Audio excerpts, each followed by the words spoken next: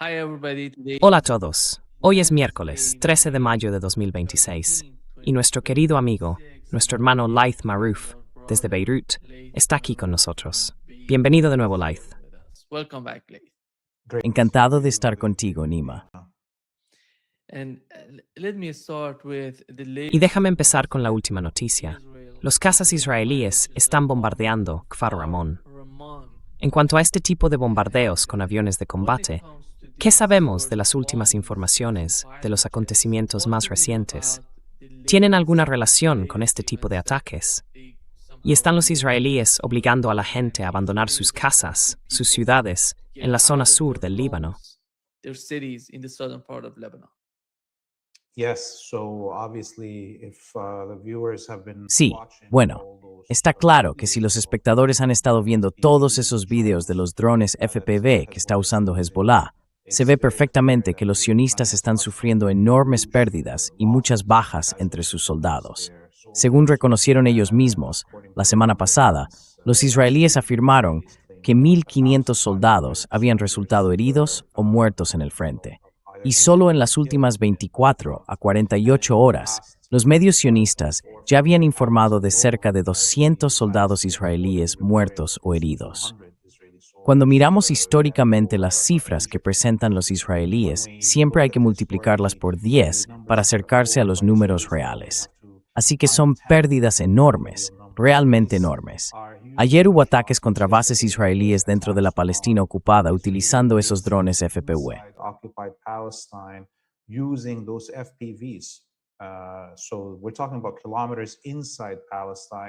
Estamos hablando de varios kilómetros dentro de Palestina, de una incursión coordinada con decenas de estos drones FPV lanzados al mismo tiempo contra una base en el interior. Y hay imágenes confirmadas de al menos 2 de esos FPV alcanzando sus objetivos. Así que estamos viendo a los israelíes convertidos en blancos fáciles, tanto dentro de las zonas ocupadas del sur del Líbano como dentro de Palestina. Y la única respuesta que los sionistas tienen ante sus pérdidas en el campo de batalla es atacar a civiles en todo el país, aquí en el Líbano. Desde esta mañana hay drones sobrevolando Beirut sin parar, con ese zumbido constante. Y como mencionabas, hay ataques de casas contra aldeas que están muy lejos de las líneas del frente.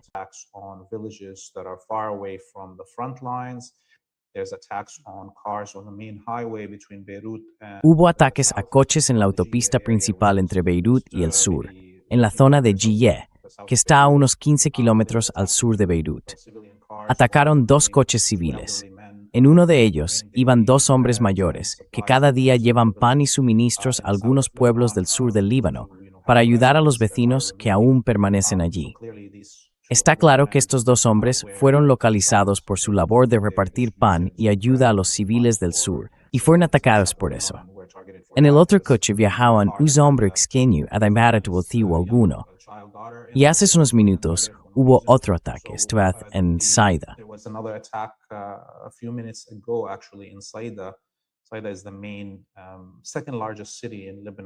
Saida es la segunda ciudad más grande del Líbano y está en el sur. Es una ciudad principalmente suní y cristiana, pero ha habido mucha gente desplazada internamente desde el sur del país que se ha mudado a Saida. El ataque fue contra un coche justo a las afueras del estadio de la ciudad.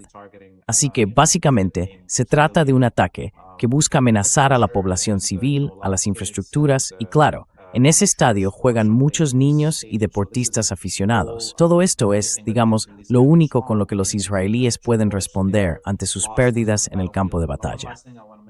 Una última cosa que quería mencionar, porque casi se me olvida. Había una columna de vehículos blindados israelíes que intentaba llegar a Deir Sedian y fue emboscada en un valle cerca del río.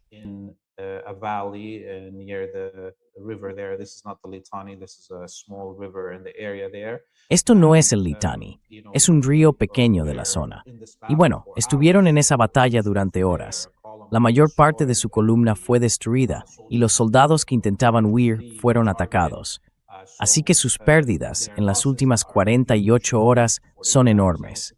Se espera que el aumento de estos ataques por parte de los israelíes desde esta mañana coincida con la llegada de la delegación libanesa para las negociaciones con los sionistas en Washington, D.C. Así que es forma parte también de esa táctica de presión sobre el gobierno libanés.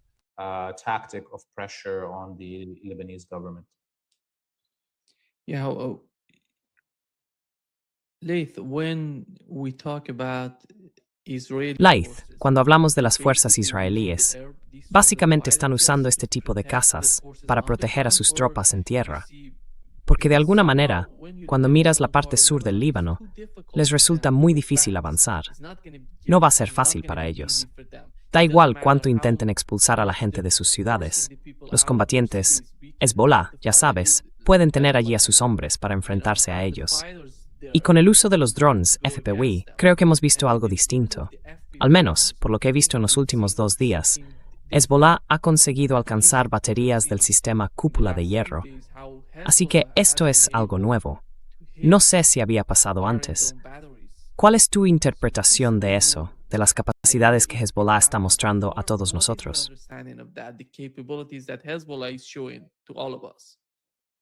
Yeah, I mean, everybody watching these videos is amazed. Sí, quiero decir, todo el mundo que ve estos videos se queda asombrado.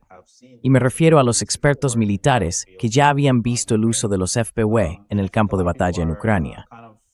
Creo que mucha gente está olvidando que en realidad fue Hezbollah quien inventó este método de usar armas en el campo de batalla en Siria. Durante los 15 años de guerra en Siria, Hezbollah empezó a desarrollar este método específicamente para asesinar a líderes del ISIS y de Al-Qaeda en el frente. Y bueno, después de eso, por supuesto, vimos cómo se adoptó en Ucrania.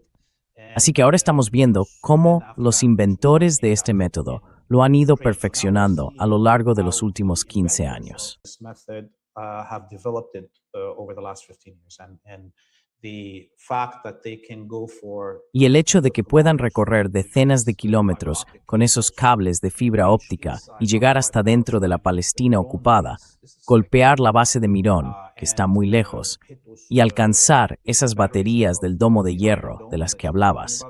Ese video mostraba cómo no solo atacaron esa batería del domo de hierro, sino que usaron ese ataque para sacar a los soldados israelíes de su escondite, hacer que salieran a reemplazarla, y luego les lanzaron un segundo ataque mientras intentaban reparar la batería del misil antiaéreo. Mucha innovación. También vimos en esos videos cómo Hezbollah está usando distintos proyectiles en esos drones FPV según cuál sea el objetivo. on these FPVs depending on what the target is. So we saw armor-piercing shells on these FPVs hitting the tanks, the what do you call them, the Merkavas. But we also saw the use of incendiary explosive devices that, when they are targeting APCs and soldier machines that transport soldiers in them, and that means that everybody inside that machine is burned alive. And we also saw the use of shrapnel shells when targeting. Para causar el mayor número posible de muertos y heridos entre los soldados y destruir el equipo que hay alrededor. Así que los israelíes han estado intentando durante los 2 últimos meses encontrar soluciones, pero ninguna de ellas ha funcionado. And none of their solutions have worked. There's nothing that we saw the Ukrainians and the Russians. No hay nada de lo que vimos usar a los ucranianos y a los rusos que los israelíes no hayan usado también. Y además está fallando. Eso significa que las innovaciones de Hezbollah y la forma en que están utilizando estos drones FPV han encontrado soluciones para todos los problemas o para todas las formas en que los ejércitos ucraniano y ruso en los últimos años han intentado defenderse del uso de FPV. Así que una vez más, eso nos muestra lo avanzadas que son estas unidades FPV. Y el hecho de que puedan coordinar 30 o 40 de estos drones al mismo tiempo para atacar una base en un ataque masivo demuestra un nivel de coordinación muy avanzado y una calidad de entrenamiento también muy alta para quienes están utilizando estos FPV. We had a report on the Jerusalem Post. Sabes, salió un informe en el Jerusalem Post. Dice que la creciente amenaza de los drones FPV de fibra óptica de Hezbollah, difíciles de bloquear y de detectar, está llevando a Israel a plantearse cooperar con Ucrania. Esto es lo nuevo. No sé cómo puede Ucrania ayudarles con la situación en la que están ahora, pero ¿cómo? Se suponía que Israel era la fuerza militar más poderosa de la región, y ahora están pidiendo, casi rogando, a los ucranianos que les ayuden. ¿Qué es eso?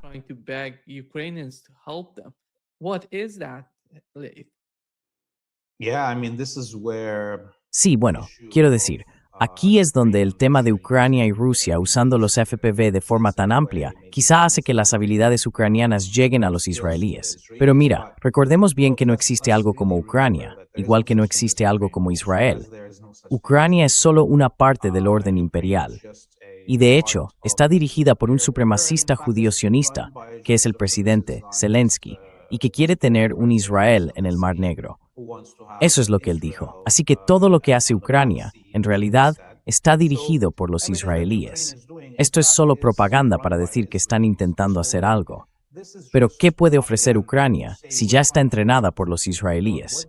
Si los israelíes están sobre el terreno, si son ellos los que gestionan la batalla de todos modos, y si toda la maquinaria propagandística, incluso la de la propia Ucrania, con los neonazis siendo protegidos y entrenados, y con todos sus enemigos por GIS. coddled and trained and all their media being built by the Israelis. So this is just propaganda. Ukraine can't give anything. Esto es pura propaganda. Ucrania no puede ofrecer nada nuevo a Israel. Puede enviar más personas que sepan manejar, digamos, los FPV. Lo más probable es que esas personas tengan doble nacionalidad, ucraniana e israelí, y que simplemente las aparten del frente. Así que lo único que puedo deducir de esta declaración es que básicamente Ucrania va a sacrificarse a sí misma, o que Zelensky va a sacrificar a los entrenadores o usuarios más importantes de FPV que tienen el campo de batalla, o a los equipos defensivos que se encargan de las contramedidas contra el uso de FPV, y los va a enviar a Israel. Y por tanto, va a perder en el campo de batalla en Ucrania. Eso demuestra hasta qué punto están realmente integradas estas entidades coloniales, estos campos de batalla imperialistas, y quién los dirige y cómo se gestionan políticamente.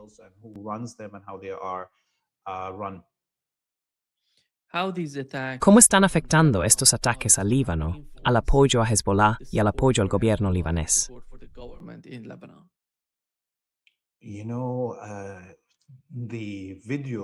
¿Sabes?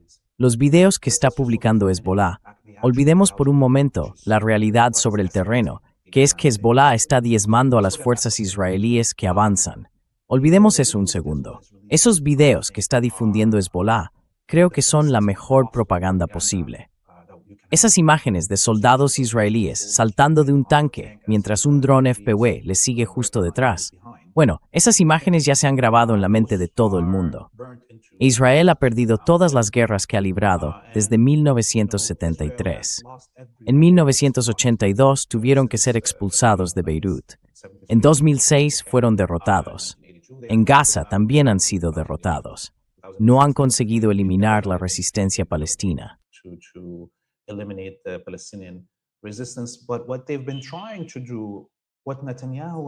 Pero lo que han estado intentando hacer, lo que Netanyahu ha estado intentando hacer desde el 7 de octubre, es que, aunque sabe que todo el mundo entiende que Israel ya no puede ganar, lo que intenta es grabar en la conciencia de los palestinos, de los pueblos árabes y de los pueblos musulmanes, la idea de que Israel está loco, que puede matar a quien quiera, a todos los civiles que quiera, como respuesta a sus fracasos en el campo de batalla. Así que eso es lo principal que Israel ha estado intentando hacer durante los últimos 2 años y medio. Grabar en nuestras mentes que Israel está loco y que puede matar a su antojo, incluso si no puede ganar una batalla. Y que fíjate lo que pasará. Sí, Hamás sobrevivirá, pero destruiremos toda Gaza. Sí, Hezbollah puede sobrevivir y puede vencernos, pero destruiremos todo el Líbano.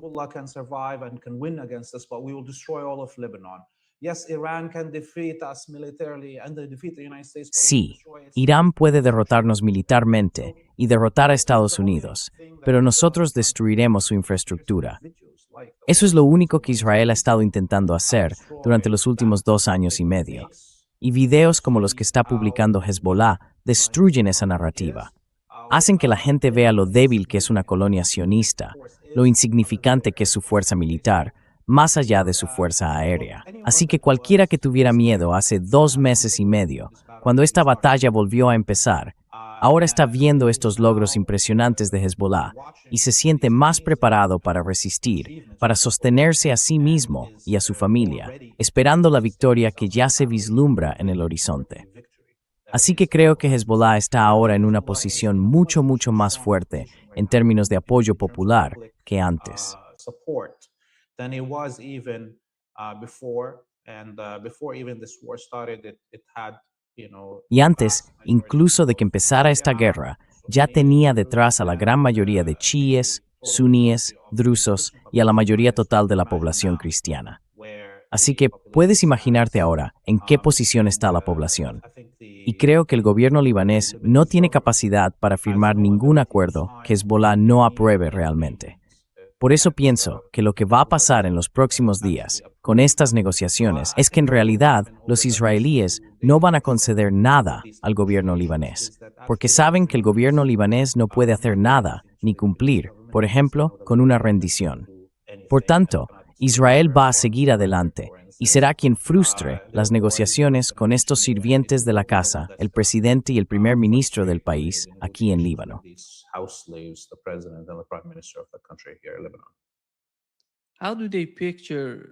¿Cómo se imaginan la política, los objetivos? Me refiero al gobierno libanés, que está en proceso de dialogar con Washington y con los israelíes.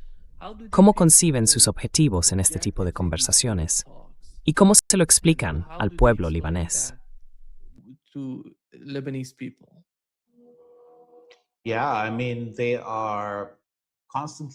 Sí, quiero decir, los medios sionistas imperialistas aquí en el Líbano repiten constantemente que el gobierno libanés es el único autorizado para iniciar operaciones militares, para usar la fuerza y para tener el monopolio de las armas en el país. Y tratan de culpar a Hezbollah de arrastrar al Líbano a una guerra que no quería, o de que esta guerra era para defender a Irán y no al Líbano, como si no hubiera tierras ocupadas en el Líbano, y cosas por el estilo. Esas son, básicamente, las líneas que se repiten una y otra vez. Pero mira, la guerra contra Irán en realidad tuvo algunos efectos secundarios que nadie notó. Had some secondary effects that nobody noticed. One of them is that because Iran destroyed the oil export possibilities of much of the Gulf or Arabian Peninsula vassal monarchs, that meant that the Emirates, Qatar, Saudis, they have very little money that they can spread around to poison the media space in other countries. They're like, there's no exports, so they have their money, and they're like worried about the next month's budget, and they are limiting their money that they throw, for instance, in Lebanon here. So the main propaganda machine that is Zionist and imperialist in Lebanon is MTV. This is, a pro-Christian supremacist, pro-Zionist TV station that supports the Falange, and it's the most ruthless, Y es el más despiadado, el más repugnante, por la forma en que se propaga contra la resistencia y la liberación palestina y todo eso. Pues bien, esta misma semana tuvo que despedir a 1/3 de sus empleados. Habían gastado miles de millones.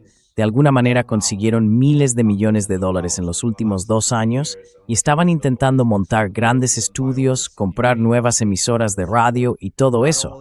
Pues todo eso se ha ido a la basura ahora. Despidieron a 1/3 de su plantilla. Y esto está ocurriendo en casi todos los medios apoyados por los imperialistas y financiados con dinero del Golfo en el Líbano. La mayoría están despidiendo al menos entre 1/3 y la mitad de su personal. No pueden seguir produciendo esa propaganda de mierda en nombre del Golfo.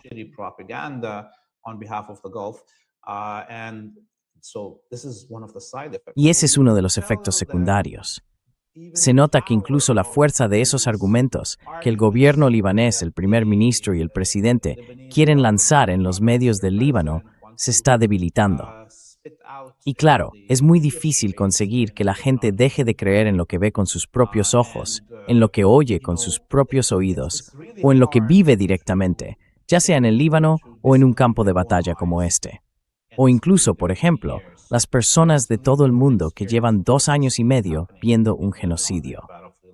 Da igual lo que hagan, los sionistas están gastando miles de millones de dólares para intentar convencer a la gente de que no hay ningún genocidio y que Israel es maravilloso.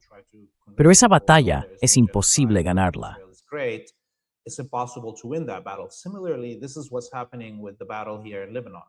De la misma manera, eso es lo que está pasando con la batalla aquí en Líbano. Aunque quieras soltar comentarios sectarios o racistas en los medios, tendrías que gastar miles de millones de dólares para lograr que la gente aquí, en las calles del Líbano, deje de creer que su propia casa fue atacada sin motivo, ¿vale? Da igual si son cristianos, suníes o drusos, incluso si quieres hablar de los chiíes, como si estuvieran fuera de esta experiencia libanesa. El gobierno no consigue convencer a la gente. La gran mayoría de los libaneses, y esto no es solo por los increíbles logros de la resistencia, sino también por lo brutalmente despiadados que han sido los sionistas y los imperialistas, hace que sea imposible encubrir los crímenes del imperio y del sionismo.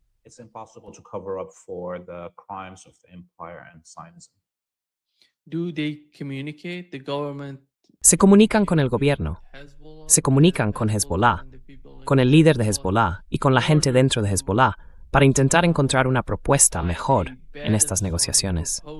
¿Hay algún tipo de comunicación entre las dos partes? Porque al fin y al cabo, no se puede ignorar a Hezbollah, ni militar ni políticamente, ya que forma parte de la sociedad. Como has mencionado, mucha gente, no solo musulmanes chiíes, sino también suníes, drusos y cristianos, apoya a Hezbollah y la forma en que están luchando contra Israel. Y eso se tiene en cuenta en estas conversaciones con los representantes del gobierno. And is that considered in these with the government officials? Bueno, el gabinete del primer ministro tiene, ya sabes, varios ministros chiíes por la estructura sectaria del país. No tiene otra opción que contar con representantes chiíes, con ministros de esa comunidad, y esos cargos los designa el bloque de la resistencia o el bloque chií. Pero normalmente están más cerca de Amal y no vinculados con Hezbollah. Dicho esto, para que la gente lo entienda, debido a la constitución sectaria y al acuerdo de Taif, firmado al final de la guerra civil, el primer ministro no tiene más remedio que convocar una reunión del gabinete y lograr consenso entre todos los representantes de las distintas confesiones que forman parte del gobierno antes de poder firmar cualquier acuerdo o iniciar negociaciones.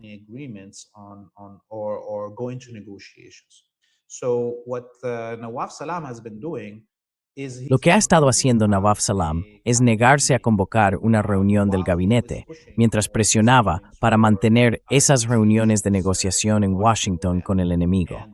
Y por tanto, todo lo que está haciendo es en realidad inconstitucional, ¿verdad? Está evitando convocar al gabinete porque si incluso un solo ministro dice que no puede hacerlo.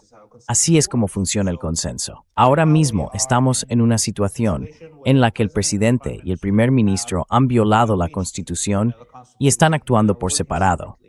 El Parlamento está dirigido por Nabih Berri, el líder del partido Amal, que es el segundo partido chií más grande del país.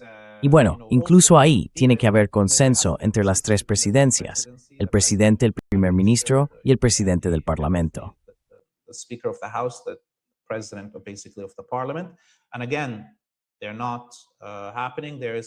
Y de nuevo, no están ocurriendo. Ahora mismo hay básicamente una disputa pública entre Nabih Berri, el presidente, y el primer ministro. Y creo que por eso no se va a firmar nada en Washington, D.C. Y en el caso imaginario y muy poco probable de que Nawaf Salam o aún Joseph Aoun firmaran algún acuerdo de paz con los sionistas, sería el fin de su mandato. Punto. No habría más presidente ni primer ministro en el país. Probablemente ni siquiera podrían volver al país. No estoy bromeando. Por eso creo que no va a pasar. Y lo que veremos es que los israelíes harán que estas negociaciones se derrumben, porque saben que quien esté sentado al otro lado de la mesa no puede garantizar nada de lo que firme.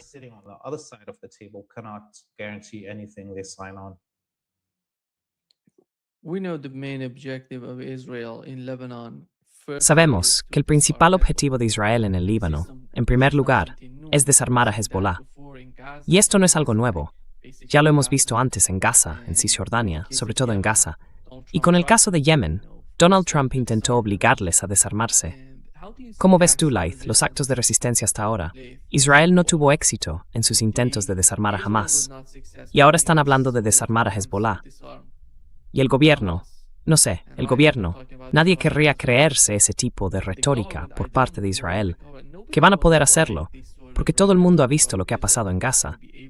Después de destruirlo todo y de matar a tanta gente en Gaza, no lograron desarmar a Hamas. Y ahora están hablando de Hezbollah. Eso podría ser una especie de objetivo que quieren eliminar. Quieren hacer lo mismo en el sur del Líbano que hicieron en Gaza, en Cisjordania. ¿Cuál es tu interpretación de los actos de resistencia hoy en día? What is your understanding of the acts of resistance today? Mira, los israelíes pueden destruir a Hamas, pero ya sabes, gran parte del sur del Líbano fue destruida varias veces, en 1948, en 1978 y en 1982. Y muchas de esas zonas eran pueblos enteros que se destruían y se reconstruían cada vez. In 1974, in 1982, and much of it was whole villages were destroyed and rebuilt every time. And this is something that has been happening on for Y esto es algo que lleva ocurriendo casi 4.000 años, desde las primeras invasiones de los griegos y los romanos en el Mediterráneo Oriental. Y esos pueblos siguen teniendo los mismos nombres de hace 4.000 años, nombres que no han cambiado y que se han repoblado una y otra vez. Eso demuestra, ya sabes, el poder de la geografía, para empezar, y cómo funcionan la cultura y las civilizaciones. No se puede borrar una civilización así como así. En fin, esos pueblos serán reconstruidos. También se construirán los pueblos y ciudades de Gaza. Ya sabes, Napoleón pasó por allí y destruyó todo en Gaza cuando estuvo en la zona, en el siglo XIX.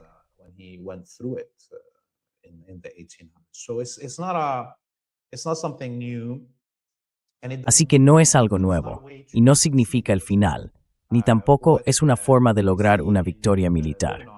Lo que vemos en Líbano y en Gaza es que los israelíes no son capaces de derrotar a la resistencia. Eso quiere decir que 100 años después del inicio de este proyecto colonial, sigue en un estado de incertidumbre y puede derrumbarse en cualquier momento. Y eso es lo importante. Creo que lo que vimos con la guerra contra Irán lo ha cambiado todo. Creo que estamos más cerca que nunca de la liberación de Palestina, no solo de la liberación del sur del Líbano. Y esto es cierto porque, ahora mismo, todo el imperio occidental ha gastado, al menos, la mitad de su munición en esta guerra durante los últimos 40 y tantos días. No fue una guerra tan larga.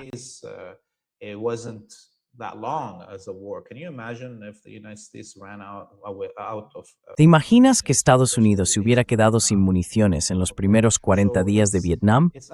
Bien, pues ahora mismo no hay manera. Ni siquiera si Occidente decidiera detener todas sus guerras y entregarle a Israel todas sus armas, ¿vale? Para luchar contra el eje de la resistencia. Aún así, no podrían resistir con todo ese armamento otros 40 días. Así que nos estamos acercando, cada vez más, al final de la colonia sionista. Y no sé si todas las capitales de Occidente van a arriesgar su propia existencia y la defensa militar de su territorio solo para mantener esa colonia sionista. Los comienzos del colapso de la cohesión interna del imperio ya son muy visibles, con buena parte del petrodólar desplomándose y todas esas monarquías del Golfo al borde del abismo.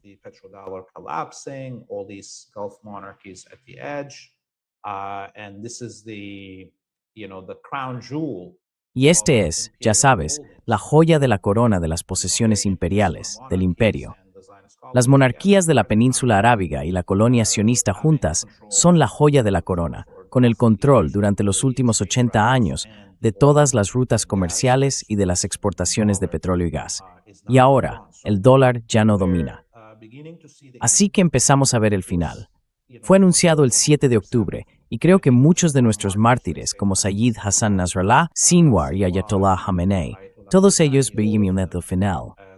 No sabían si vivirían para presenciarlo, pero también les resultaba muy claro analistas de lo que vivimos.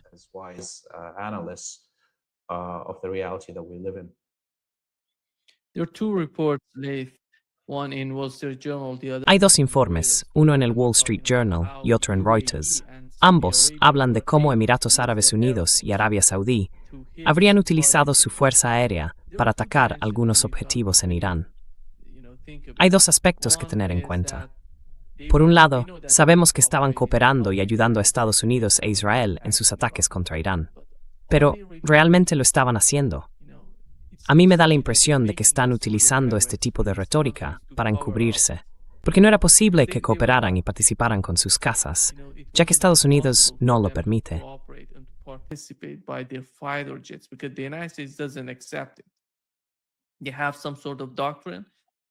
Tienen una especie de doctrina, una forma de cooperación entre estadounidenses e israelíes.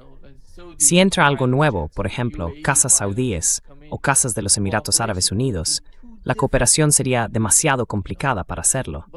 Pero están planteando esos argumentos solo para cubrir la humillación, por ejemplo, de los Emiratos en la guerra. ¿Es así? ¿O realmente hicieron algo, ayudaron o atacaron algún tipo de objetivo? ¿Cuál es tu interpretación? ¿Qué opinas de eso?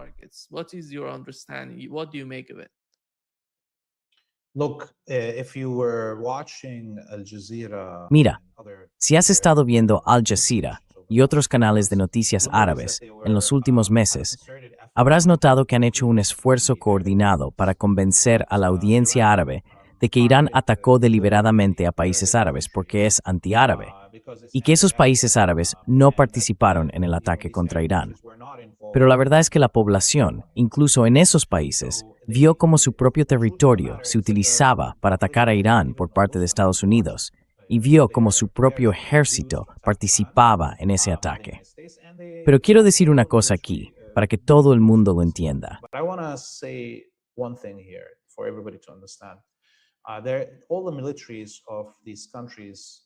Todos los ejércitos de esos países, como Jordania, Emiratos Árabes Unidos, Arabia Saudí o Bahrein, todos tienen generales y oficiales británicos y estadounidenses sentados en sus principales centros de mando. De hecho, por ejemplo, en Jordania, siempre ha habido un general británico al lado del comandante en jefe desde, la Primera Guerra Mundial. Y luego, uno de esos generales, después de la guerra, se acostó con la esposa del rey. Es una historia muy conocida aquí. Perdón por la palabra que he usado antes, no quería decirla, debería haber usado otra. Pero el caso es que los guardias de seguridad, los que protegen directamente a las familias reales, son todos británicos y estadounidenses, y muy probablemente en los Emiratos también israelíes.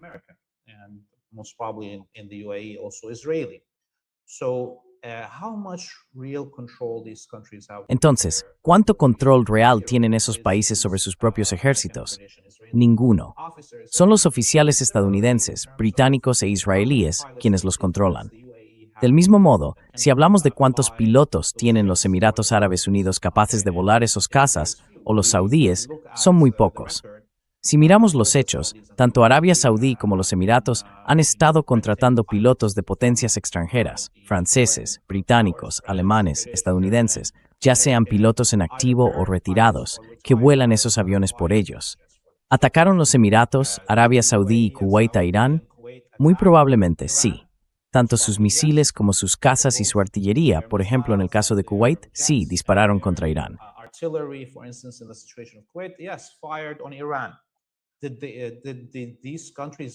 ¿Fueron esos países los que tomaron la decisión? ¿Eran ellos los que estaban realmente en el avión, apretando el botón? No. Así que lo que tenemos que entender es que en realidad todas esas fuerzas militares forman parte del ejército estadounidense. Y ahora, cuando se habla de que esos países atacan a Irán, en realidad va dirigido a su propio público para decirles, tenemos fuerza para responder a Irán. No nos han dejado en ridículo delante de vosotros. somos un fuerte. Están intentando hablarle a su propia gente cuando anuncian esas cosas, pero eso no cambia nada en el campo de batalla, porque al final todo esto es poder estadounidense. In the end, this is all American power. I think the reality of the Strait of Hormuz is changing the region. Creo que la realidad del estrecho de Hormuz está cambiando la región. ¿Y ves que estos países estén cambiando su retórica hacia Irán o hacia el eje de la resistencia? Yo diría que en el fondo, el eje de la resistencia es lo más importante, porque no se trata solo de Irán, sino también de Irak, Yemen, Líbano, todos juntos. ¿Y cómo ves que esto está cambiando? Esta nueva realidad, ellos saben que Estados Unidos no va a poder abrir el estrecho de Hormuz. Tienen que llegar a algún tipo de entendimiento con Irán. ¿Y cómo crees que eso va a cambiar o de alguna manera influir en sus políticas hacia el eje de la resistencia a largo plazo, en tu opinión?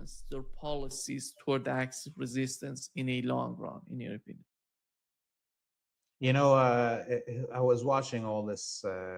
Sabes, he estado viendo todos esos medios saudíes, cataríes y de otros países durante las últimas 48 horas, sobre todo después de la respuesta de Irán a las propuestas de Trump, cuando básicamente dijo que no habría alto el fuego mientras siguiera la guerra en Líbano. Y fue muy revelador ver qué tipo de mensajes propagandísticos intentaban enviar al público árabe. Prácticamente todos admiten que Irán ha derrotado a Estados Unidos. Pero su problema ahora es que Irán no está siendo lo bastante humilde en su victoria sobre Estados Unidos. Dicen algo así como, Irán quiere humillar a Estados Unidos, quiere humillarnos a nosotros como países, y ahora mismo quiere menospreciarnos, hablarnos por encima. Ese es ahora su problema con Irán. Talking down at us. This is now their problem with Iran. Their problem now with Iran is not that it has proxies. Su problema ahora con Irán no es que tenga aliados o que mienta y sea débil, o que intente controlarlos, o lo que sea, toda esa propaganda que había antes.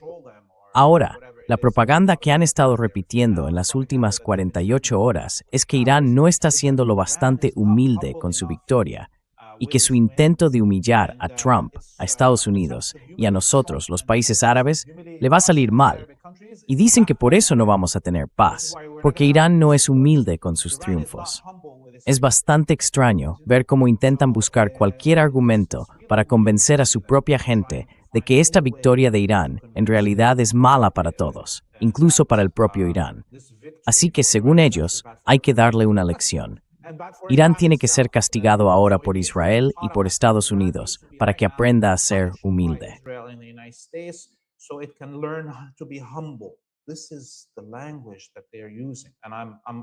Este es el lenguaje que están usando, y estoy citando literalmente lo que dicen. Así que si hay algún cambio, es que están intentando convertir la victoria de Irán, que todo el mundo reconoce como una victoria, incluso su propia población en esas monarquías de la península arábiga, en algo negativo para Irán y para todos nosotros, si Irán no vuelve a ser atacado ahora. Y por eso creo que los Emiratos Árabes Unidos, los saudíes, todos esos monarcas, esos vasallos y también Jordania y los demás, probablemente estén suplicando a Trump que reinicie esta guerra. Harán lo que sea para asegurarse de que Estados Unidos no dé marcha atrás. Y quizá veamos que si Estados Unidos se niega a hacerlo, los emiratíes y otros empiecen a gastar más dinero en Israel para que ataque de nuevo a Irán o al Líbano.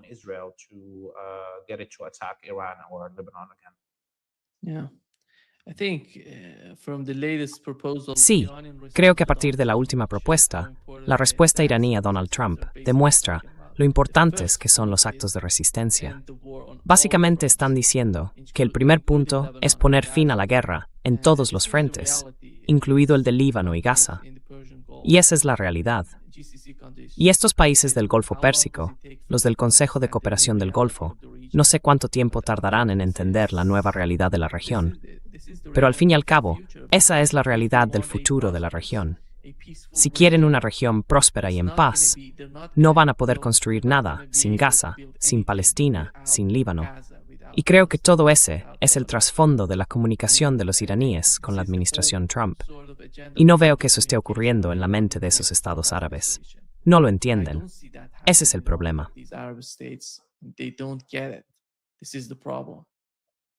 Yeah, it's been almost 100 years that the Sí, llevan casi 100 años sobreviviendo con la misma fórmula: intentar socavar cualquier movimiento de liberación en la región, sin importar el color de su bandera o la ideología que siguiera, y encubrirlo abusando del Islam y de los lugares sagrados del Islam. Así que les resulta muy difícil romper con ese hábito. Es como pedirle a un pedófilo que pare. Lo único que detiene a un pedófilo es una bala en la cabeza o la cadena perpetua. Es un problema psicológico sin solución. Cuando alguien no se gusta a sí mismo, no acepta quién es, no quiere a su gente, ni su color, ni su piel, ni su cultura, y va y entrega la kiswa, el manto que cubre la Kaaba, el lugar más sagrado del Islam, para que sea una alfombra bajo los pies de Epstein, eso es una enfermedad psicológica que no tiene cura. That is a psychological sickness that cannot be cured. Okay? And so Y entonces, ¿qué vas a hacer con alguien así? Da igual cuánta lógica le pongas. Ha sido realmente impresionante ver a los portavoces iraníes dirigirse primero a los pueblos árabes, incluso a esos monarcas, e intentar decirles, oye, podemos cooperar, incluso ahora. Porque sinceramente, si fuera yo, tendría mucha más rabia. Pero la paciencia con la que están hablando los iraníes está debilitando aún más a esa gente y les está llevando a humillarse ellos mismos. Uno pensaría que con todas las ramas de olivo que Irán está tendiendo a los monarcas de la península arábiga, ellos se lanzarían a aceptarlas, justo cuando Estados Unidos está marchando, cuando Israel está fracasando, y dirían, vale, cooperemos, vale, sobrevivamos. and okay, let's survive. In fact, what it's doing is it's making these. De hecho, lo que está pasando es que estos monarcas están invirtiendo más en el imperio porque tienen miedo. Tienen demasiado miedo como para vivir realmente entre su gente. Ven a su pueblo como algo inferior. Quieren ser esa imagen de Hollywood de lo que se supone que es una persona árabe o una persona musulmana. Quieren encajar en ese papel del jeque árabe del petróleo, con un harén que compra prostitutas de Ucrania. Quieren cumplir con ese estereotipo. Ven eso como lo que debería ser un árabe o un musulmán, y sienten que si no se suben al carro del imperio y lo acompañan hasta una guerra total con Irán, dejarán de existir. Por eso, no van a ser capaces de cambiar su forma de actuar. This is why they are not going to be able to change their ways. Yeah. Thank you so much, Laith. Sí, muchas gracias, Laith. Y por favor, entrad en freepalestine.video. Justo debajo del nombre de Laith podéis encontrarlo, freepalestine.video, y apoyad también a Laith en su canal de YouTube, Free Palestine TV en YouTube. Un verdadero placer, Laith. Aquí, uno de nuestros amigos ha puesto el enlace en los comentarios. Podéis hacer clic en ese enlace o simplemente escribir freepalestine.video. Gracias, Dave. Un placer, como siempre. Thank you, Laith. Great pleasure, as always. Thank you. Gracias, Nima. Nos vemos la semana que viene. Hasta luego. Adiós. Bye.